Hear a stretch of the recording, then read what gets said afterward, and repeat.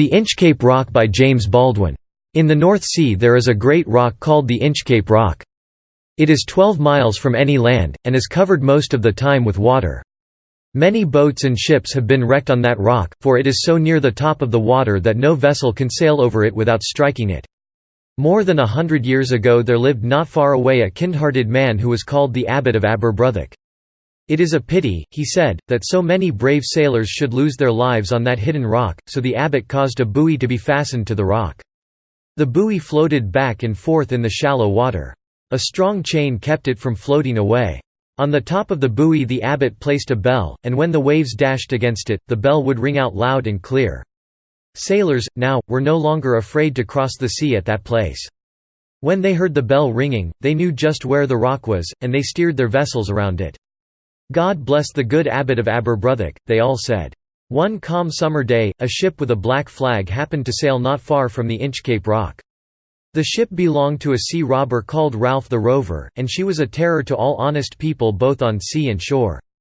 There was but little wind that day, and the sea was as smooth as glass. The ship stood almost still, there was hardly a breath of air to fill her sails. Ralph the Rover was walking on the deck. He looked out upon the glassy sea. He saw the buoy floating above the Inchcape Rock. It looked like a big black speck upon the water. But the bell was not ringing that day. There were no waves to set it in motion. "Boys," cried Ralph the Rover, "put out the boat, and row me to the Inchcape Rock. We will play a trick on the old abbot." The boat was lowered. Strong arms soon rowed it to the Inchcape Rock. Then the robber, with a heavy axe, broke the chain that held the buoy. He cut the fastenings of the bell. It fell into the water.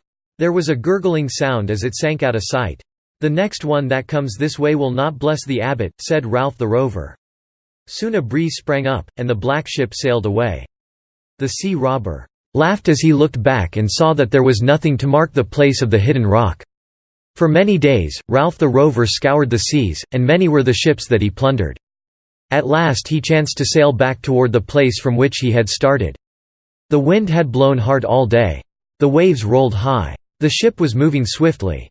But in the evening the wind died away, and a thick fog came on. Ralph the Rover walked the deck. He could not see where the ship was going.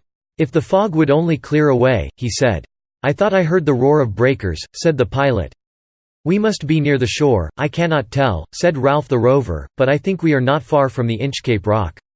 I wish we could hear the good abbot's bell." The next moment there was a great crash. "It is the Inchcape Rock," the sailors cried, as the ship gave a lurch to one side, and began to sink.